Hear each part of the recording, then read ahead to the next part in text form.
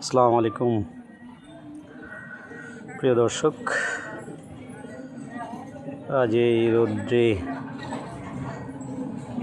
ভরা দুপুরে আপনাদেরকে 3 মিনিটের এই পরিত্যক্ত রাজবাড়ির কিছু দৃশ্য দেখাবো ইনশাল্লাহ। চলেন ভিতরে। ওই ফটক থেকে এখন একটু ভিতরে, বিশাল এরিয়া, এত সুন্দর। আজ থেকে হয়তো বা এগুলো প্রায় 100-200 বছর আগের এই প্রজেক্ট রাজবাড়িগুলো। এর প্রায় কয়েকশো রুম, দেখেন প্রত্যেকটা কয়েকশো রুম ছিল একজন রাজার। সব এক একটা করে রুম এগুলা। এত সুন্দর কারুকাজ। আমরা মনে করি আমরা আধুনিকতার ছোঁয়া পাইছি, কিন্তু আসলে দেখেন এগুলো দেখলে মনে হয় আমাদের চেয়ে ওরা আরও আধুনিক ছিল ওই সময়ে রাজারা। তাদের এই যে সাইনবোর্ডটা দেখতে পারেন, এটা হচ্ছে সংরক্ষিত, সরকারের অধীনে আছে। এখানে পুরা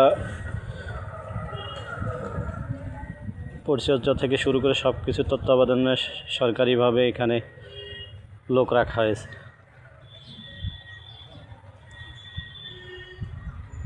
এগুলো সবগুলো রুম। কিছু কিছু অবশ্য বিল্ডিংয়ের উঠে গেছে ভিতরে পিছনে। আমি যেটুকু দেখলাম আমার মনে হয় কয়েকশো রুম হবে। এই সবগুলো লক লাগানো। বহু পর্যটক সারাদিনে আসে, বিশেষ করে বর্তমান যুগের ছেলেমেয়েরা যারা এই স্কুল কলেজে পড়ে, তারাই মূলত দেখার জন্য আসে।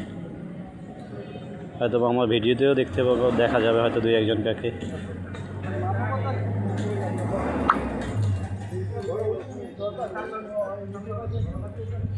এই রাউন্ড ঘুরতে প্রায়, যদি মিনিমাম আপনার ঠান্ডা মস্তিষ্ক করেন তাহলে আধা ঘন্টাও আপনার এটা পুরো এরিয়া ঘুরতে পাবেন না, এত বড় এরিয়া। আমি জাস্ট সংক্ষেপে আপনাদের দেখানোর চেষ্টা করতেছি। ওই যে দেখতে পাইছি এক ছেলে, সময় কাটানোর জন্য সুন্দর একটা জায়গা।